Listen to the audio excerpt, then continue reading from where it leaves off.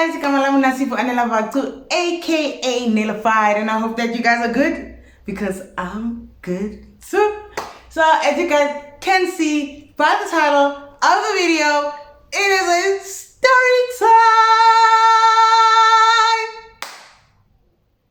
Thank you.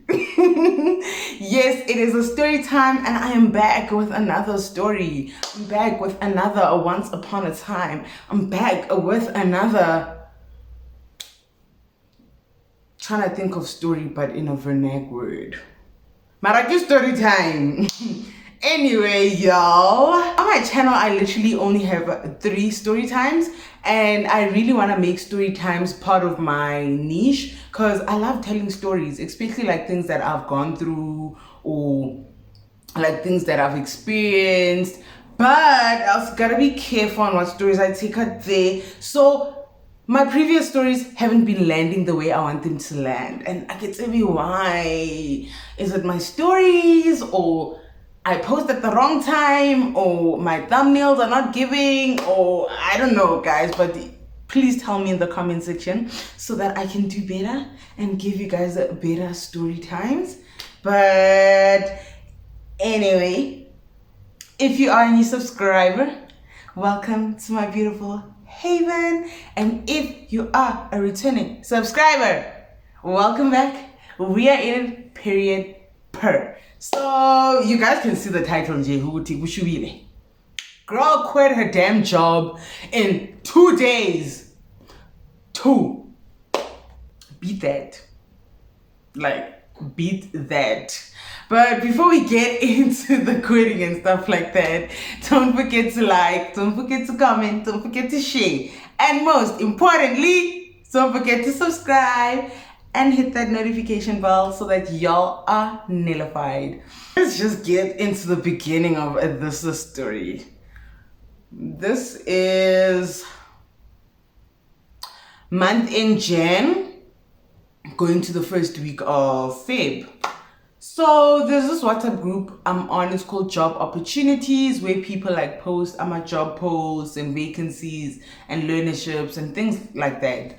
So I joined it like last year, and ever since then I've just been like applying for jobs that like suit my skills, where I can gain experience and all of that shebang. And then I came across this particular job that I'm talking about, which is like a sales assistant.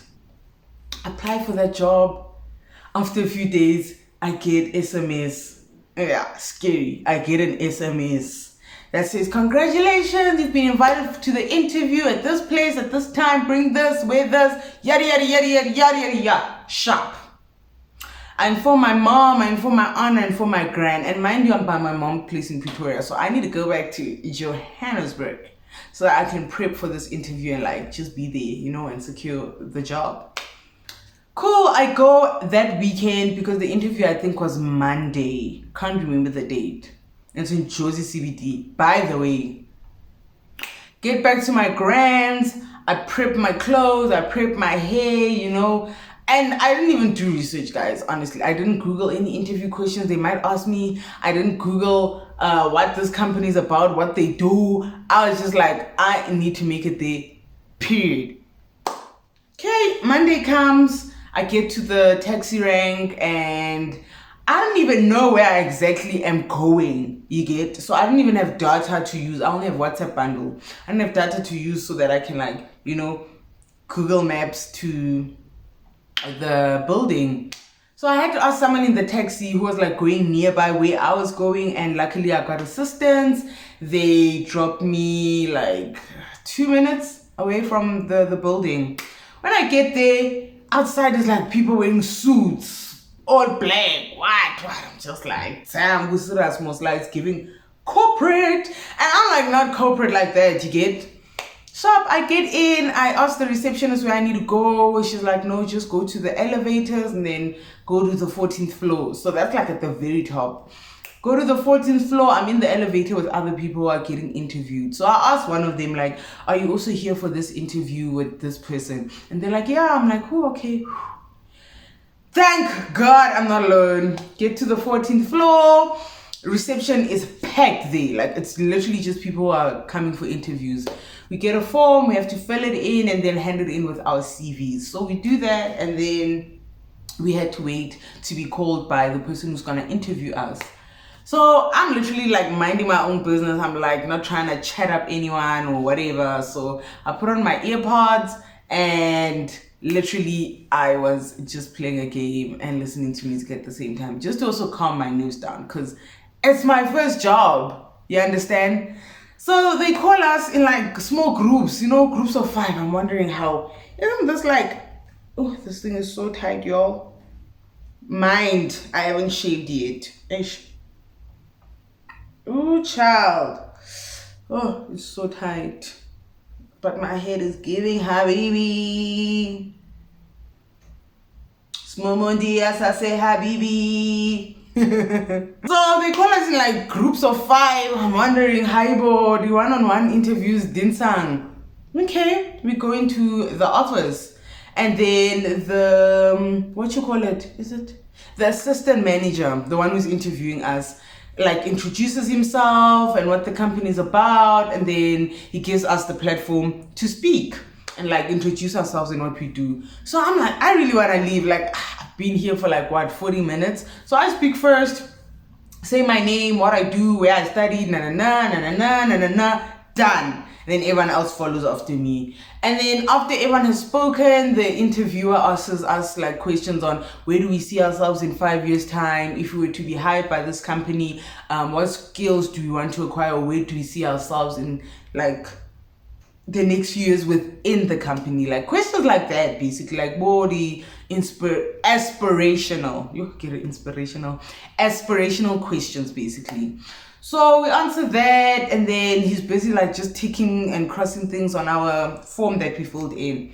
And then after that, he explains what the company does and how this is not a job, actually. It's more of a business opportunity. This company helps us with this. For you to get to where I am, you need to do 1, 2, and 3. Yada, yada, yada, yada, yada, yada. We're like, okay, cool. Like I'm just ingesting all of this knowledge that he's giving us.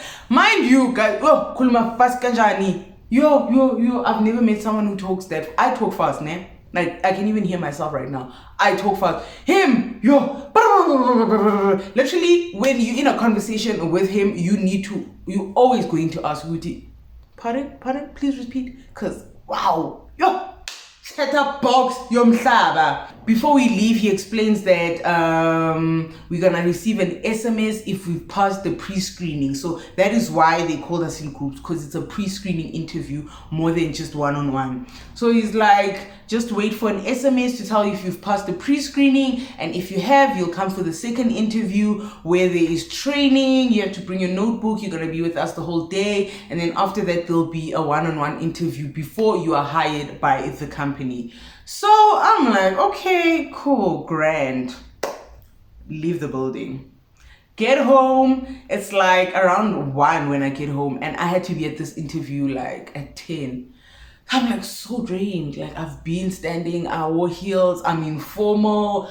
Huafisha, like guningi that's happening. And I wanted to also go and like drop my CVs at other places, but then the way I was so tired, I was like, I'm resting. Girl needs to rest.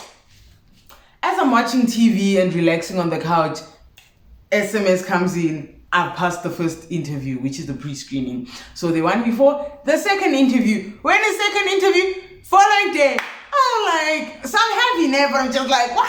I'm waking up again. Are you for real? And the time was, what time? They said I had to be there at 8. I'm like, damn. That's like I'm working once. But it's understandable because Valley, the assistant manager, the previous day did like explain that you are going to be with us the whole day. So I was like, okay, cool.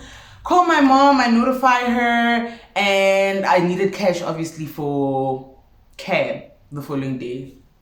Cool, I prepped my stuff, had to go through my clothes again, get some formal clothes, and plus they specified that bring a notebook, wear all black, bring flat shoes, what, and I didn't, flat shoes, they said wear formal black, or black and white, and then bring a notebook and whatever. So I prepped my scarfie in my bag, had to look for black clothes. Luckily, I had them from promotions, but they weren't formal. So I had to like kind of make it semi-formal, so I look decent enough. Following day comes, woke up early, got to the taxi rank around 7. Oh, but taxis took quite a while to arrive, the following day. So I get there like 10 minutes after, but luckily I had notified someone. Did I? Hey, I'm lying. But I arrived there like 10 minutes late, around that time. Sharp, I get there. Same procedure, 14th floor, fill in a form, what. So as we waiting like there in the reception with everyone else who like got called for the second interview, we're busy hearing like noise from the offices. I'm like, what is going on? What is this company all about? And then each of the interviewees get called by a training manager. So in that company, there's a training manager and an assistant manager. Training managers don't do interviews, but then for that day we were called, and then when you get called by a training manager, they tell you what the day is basically going to stipulate. So when I got called by mine, he was like, congratulations to making it first round. So now you're going to spend the day with us. You're going to go on the field. What. Grand. Luckily, I had enough cash, child. Because the company did not supply us with transportation or transportation money. So you had to hustle for yourself. Around 10, that's when we left the building to get to the field. The field is like retail stores, but I'm not going to mention the one that I was at in particular. We get there, and instead of just training physically, I also need to be taking notes that my training manager is going to give me on how the company works. So I'm basically multitasking, of which is not a problem. And then as he's giving me notes like to write down like what the company is about, how to pitch, how to what, because the position that I applied for was a sales assistant. So he was teaching me like how to be a sales assistant. I want you to sit down. Child, you can sit down when you're on the job. You need to be constantly standing up so that when customers come in, you are ready to pitch, energy is on point. I'm like, hectic. That took me aback, but I was like, you know what, it's fine. And I didn't bring flats that day. That's what annoyed me. I was wearing like platform heels from the Fix. Like the platform is like this thick, so it's quite comfortable. I didn't even realize how long I was gonna be at the store for, because it was from around 10 when we arrived until 5. So I'm thinking, hi man, this is gonna be like a 2-3 hour thing on the field. Guy, yo, to 5, yo, sharp. I do the job. I see how he's working, how he pitches to customers. So I'm also taking notes there, but I also have to take physical notes. Why? Girl is gonna write a test during training or after the training, stuff like that. 10 minutes before the store closes, he's like, do you know your work? Like, are you grand? I'm like, yeah, I think I got the hang of it. Then he takes my notepad, he gives me my test. He's like, you have 10 minutes to write. Good luck. I'm like, okay, all right. I still remember that from the entire test, I literally forgot one answer. Imagine. One answer from one of the methods or traits or whatever like that.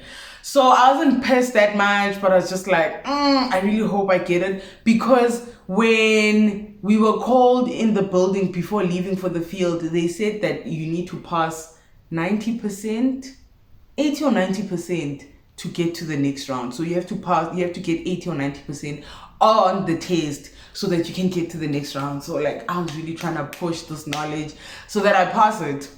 Cool, around 5, the store closes, we go to the taxi rank. So I'm thinking I'm going home. I asked my training manager that, are we going home or back to the office? He's like, no, you have to go back to the office because you're going to get your verdict and they're going to tell you if you've passed or not. I'm like, oh, damn.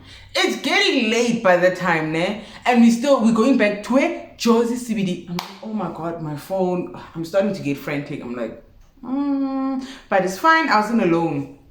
We get to the office. I had to wait in the reception again. And then after like 5 minutes or so, I was called by the assistant manager, the very same guy who interviewed me with the group of other people.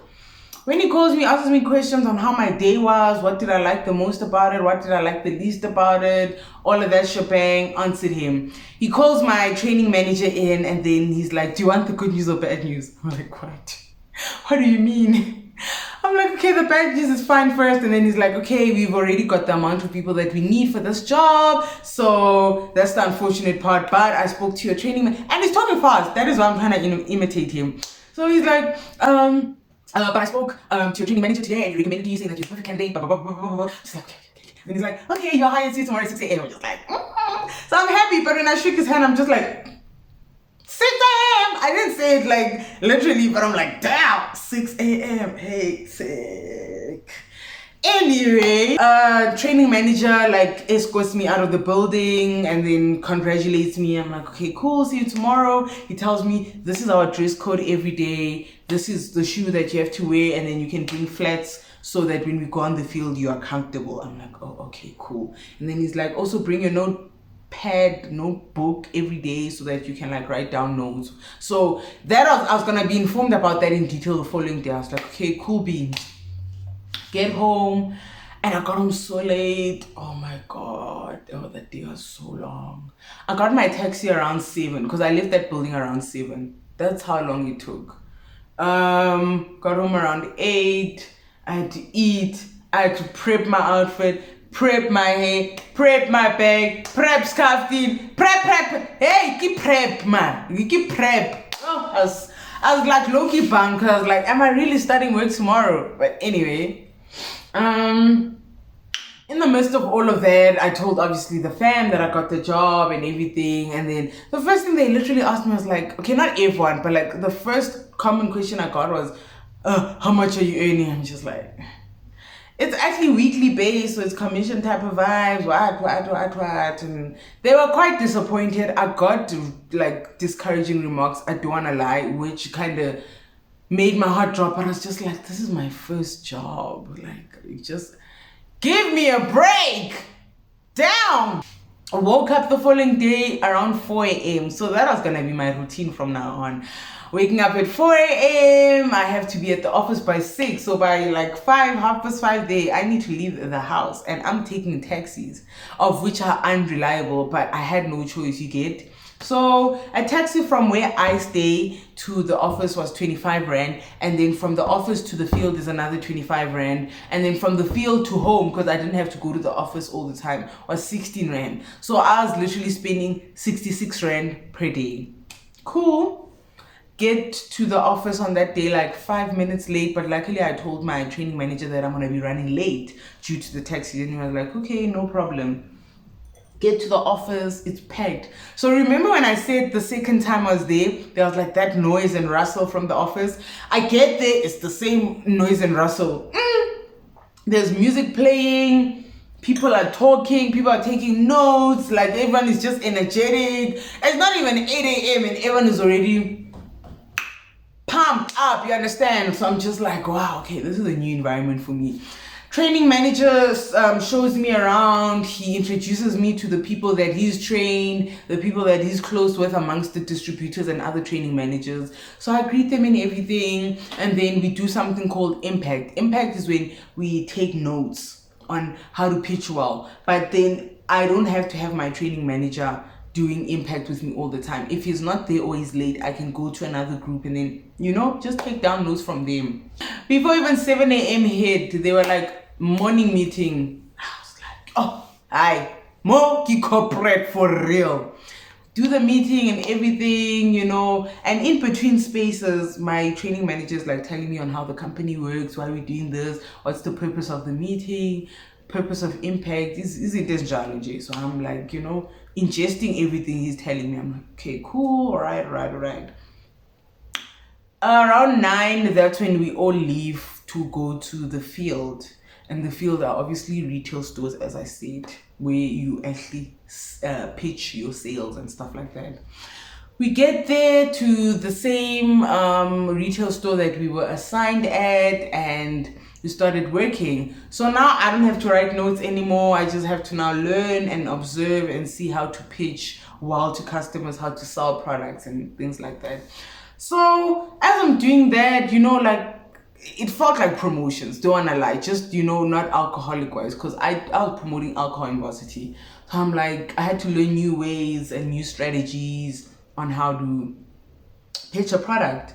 So that was really good. I'm still grateful for that experience.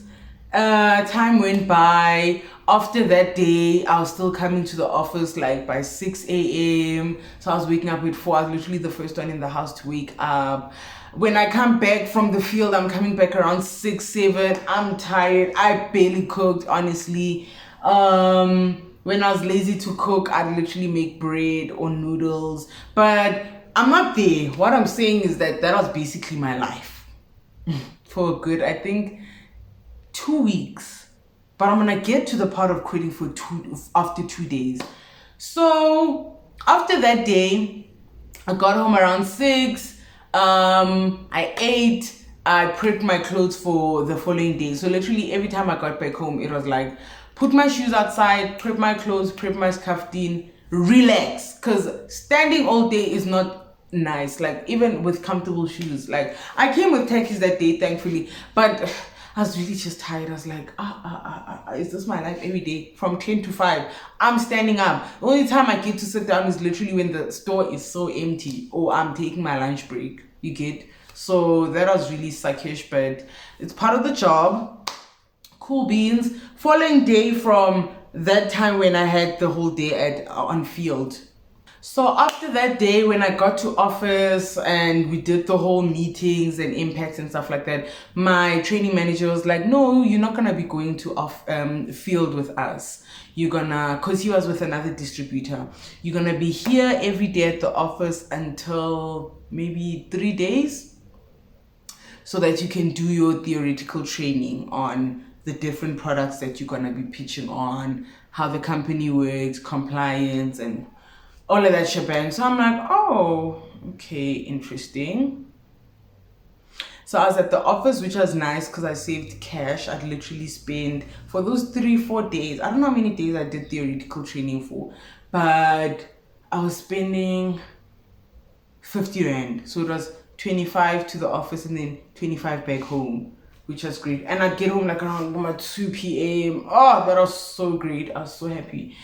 But that is not where the money is made. The money is made on the field. So I did my training, passed all the tests that we were required to do. And then there's a whole lot of documentation that you have to do and all of that shebang. And then after my tests were done, I was back on the field. Every day I'm like at the office by 6. I'm taking notes. Now, I'm within the job. Yes. Sick it's any. Do the whole shebang of being a distributor, like I'm even getting inspired by other people, like on how to move up the field, how to become a training manager, how to present yourself, how your mindset has to be, how to set your goal, how to make money, how to pitch well, how to sell this product better, how to sell this other product, things like that. And I'm meeting so many different people who are like so pumped up in terms of like mindset. Oh my gosh, like I don't wanna lie, that environment was nice. It's just the only boring part about the job is that at the beginning stages you will have to be on field, and when you're on field you don't relax. You stand up, you're pumped up, you're pitching sales, you're making money, distributing. So yeah, that's kind of like the downside of the job. When I'm like within Valen, going on field and stuff like that, Valentine's came. That's when I was already on the field. I think it was like my second, if not first day back on field. Was it? I think it was my second or third day back on field after the theoretical training. I'm on the field, it's Valentine's, Khumunati. Like Valentine's, the store wasn't that full, but it wasn't also empty. So like I got like so many opportunities to pitch to customers, talk to customers, how to pitch a certain product, how to close a sale, all of that vibes. So I was like really starting to get the hang of it, but there were some things that I needed more theoretical knowledge on, of which they didn't teach us in training, because they can't just give you a whole bunch of things to learn, because you get activated on certain products that you're gonna be selling. So say I get a customer who wants insurance, né? I can pitch that insurance product, but for me to close the sale and all of that, the money is going to go to my training manager because I have not been activated to do that product as of yet. You get? After Valentine's Day, I get home.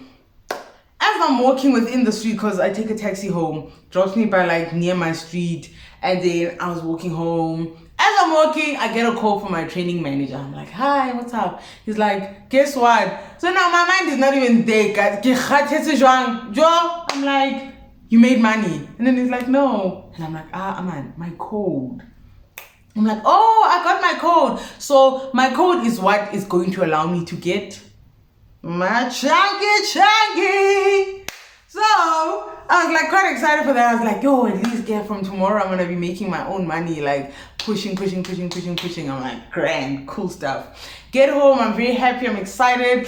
And then I even had my tag. Everything just felt so official. So I got home, prepped my stuff as usual, and then I told my gran, because I was by my grand's side, I even called my mom that, oh, okay, I got the job. I got my code, so I'm gonna start making money. Excuse me. What? Yo, excuse me, guys. I feel like this wine is now drinking me, but anyway. So following day came, that's like the 15th, after Valentine's Day. Guys, there are people in this country who get paid on the 15th, but it's not a lot of people. So when you get to the field on that day, like, it's so empty. Yo, like we'd get customers walking into our store like every 10 minutes or every 15 minutes. So we even had to stand by the doors just to try and persuade them to come into the store and, buy a product or two or something, And it was really a bad day. Like, I didn't get so many referrals. I even remember, now that I think about it, the night before, was it? Am I mixing up dates? No, I'm not. I remember getting home that day. I counted the cash that I had. I only had money to get from my place to the office and then office to the field. So I didn't have money to get home after field, which is 16 Rand. So I informed the other distributor that I was working with to inform my training manager, since my training manager had a sharara. His phone got mugged, so he had a sharizi, and I didn't have like SMSs to send him communication. So when we were at the office before getting to the field, he's like, I will give you your taxi fare to get home, but you have to work for it. I need you to get me 12 referrals, which are like the amount of people I talk to. Even if they are not approved, it's fine. I'm like, oh, okay, cool. So as we working that day, it's like so slow, it's empty. Like I tried to get so many customers to get into the store. Even those who went into the store, I'm like, let me just try and approach them first so I get as many referrals as possible. Because literally I was black. I had no cash, child. It was so bad. So after that day, when we were closing the store, he was checking my tick sheet, which is where you put in the number of referrals or people that you've actually approached, how many did you sell to, how many bought the product that you probably pitched, things like that. It's like a feedback form, basically. So he was like, you haven't pushed that much. I'm like, yeah, I know. I told him of how empty the store was and stuff like that. He's like, please push maybe until 5:30, and then we'll see how far you get. So I'm pushing. When it was time to literally officially close, I only got 6 referrals. That's how bad that day was. It was so slow. I was like, that sucks. Am I even gonna get this money to get home? Oh, I'm working. We leave. When we get to the taxi rank where I have to take my taxis because they're going back to the office, he's like, here's the 16 Rand, but you owe me with interest since you didn't get the amount of referrals I asked you for. I'm like, oh, okay, cool, no problem. I'm like, yo, now I'm thinking as I'm walking to the taxi, I'm like, yo, Mudimu, the money I owe him, because I don't even have money to get to the office the following day. Yo, and like I had asked my mom every 2-3 days when I'd run out of like the cafe, I'd ask my mom, she'd give me money. She also needs her own money for transportation. So it was like really getting too much, and it was too financially strenuous on her, not even on me.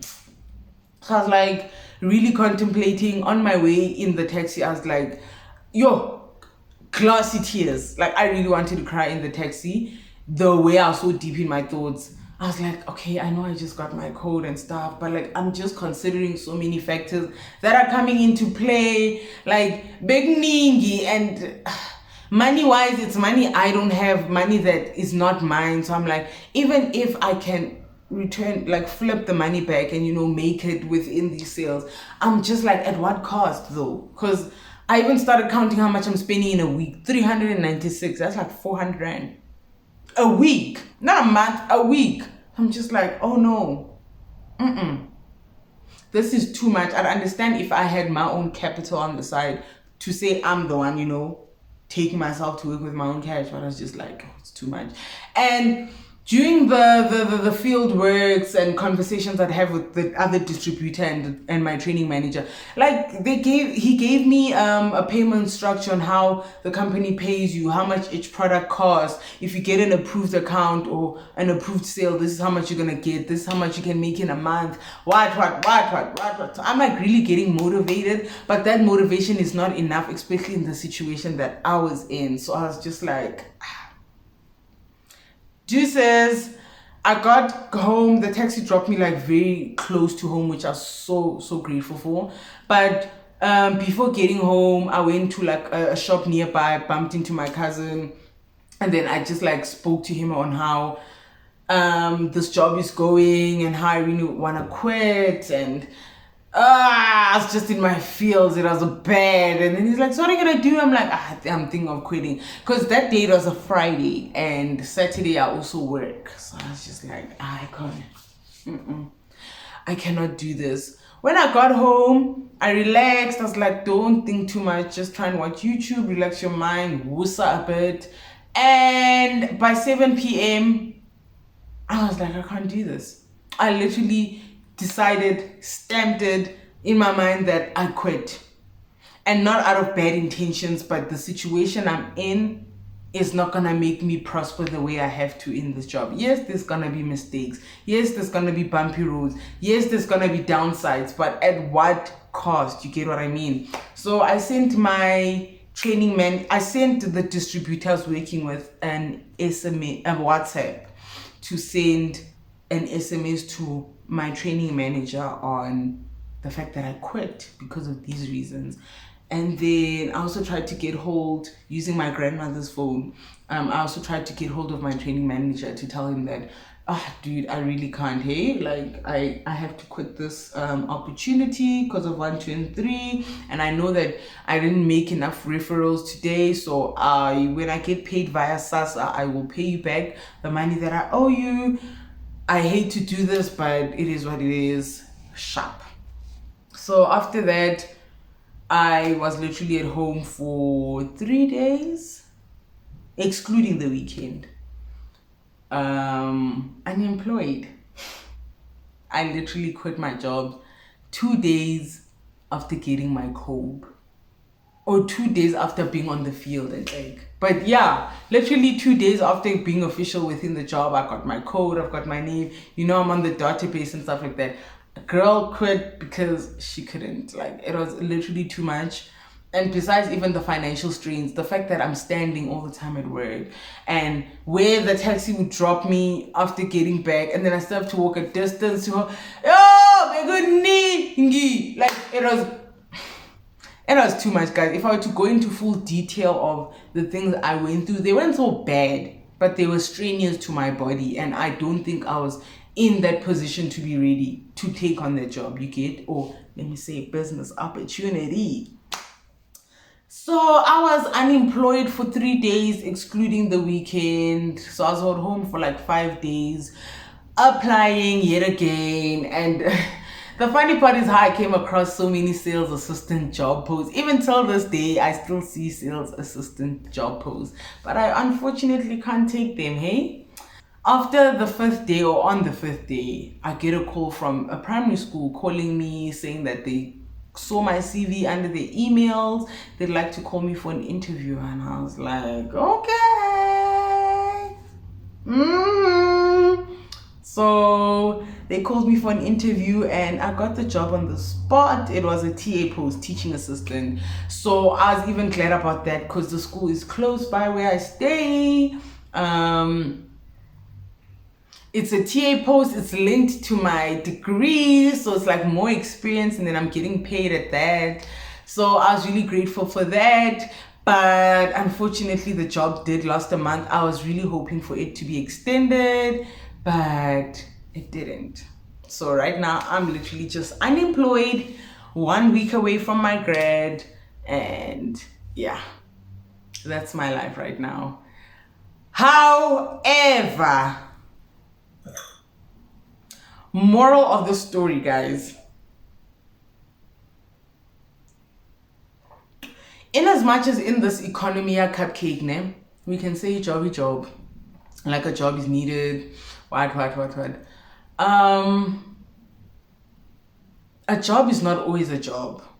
When you apply for a job, I feel like you should take something, not something that's convenient, take something that's gonna uplift you, take something that's good for your mental health, and take something that's not gonna strain your body and your health in general, because you'll find yourself applying for a job, and once you get it, it's taking so much of your time and lessening your quality of life. You're spending a lot on transportation or food or whatever the case may be, and every month when you get paid, you find yourself that you're just living from hand to mouth. And let's be honest, guys, you don't want to be employed and then every time you get your salary, your money just leaves just like that. No, you want to invest it, you want to save it, you want to buy things, improve your life. So apply for a job that's good for your mental health. Apply for a job that's going to give you experience and skills. Apply for a job that's not going to strain you. Like, apply for a job that's healthy for you. In as much as you can always say each job, it's not always each job. In the situation I was in, I think right now I would have been promoted in that job, not the teaching assistant one, the sales assistant. I literally would have been a training manager by now, making money from my referrals, working with other people, training them to be at the position that I'm at. My training manager literally opened his bank app the one time and showed me how much he was making on a weekly basis, because it's commission based but you get paid weekly. So I was like, I was like, wow, you actually make money in a week, to a point where come month end, when that money is like together, you're just like, hi, you are set, you are comfortable, you get. But I took the job in a position in my life where I was not ready, most especially financially. I just finished school. I don't even have money to, 400 rand is a lot, guys, per week for transport. So, and plus, if I had a car, I don't think I would have left the job, because the only thing I would have been stressing about is petrol. And petrol is expensive, yes, but I know I wouldn't be zularing like I'm crazy if I had a car, because all I'm going to is home, work. You get homework, work, home, whatever.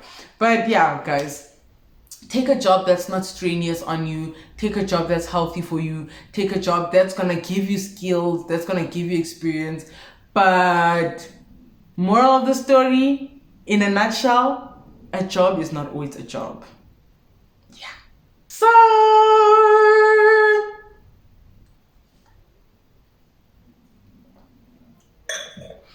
I really hope you enjoyed this story time, because I really did enjoy it. I remember I wanted to film the story time, I think 2 weeks ago, and it didn't work out.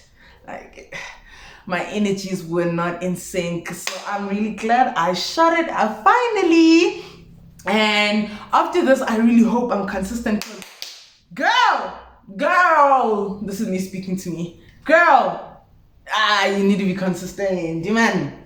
Hey, you need to be consistent. But other than that, guys, I really hope that you enjoyed the story time and you learned something from this. And if you also are in the unemployment bracket like me, find a job that's good for you. Find a job that's healthy for you and that takes care of you and your health and your body and your mind and your soul and your, you know. But yeah, that is it from me to you. Don't forget to like, don't forget to comment, don't forget to share, and most importantly, subscribe and hit that notification bell so that you guys are notified. And I will see you guys in my next upload. Bye.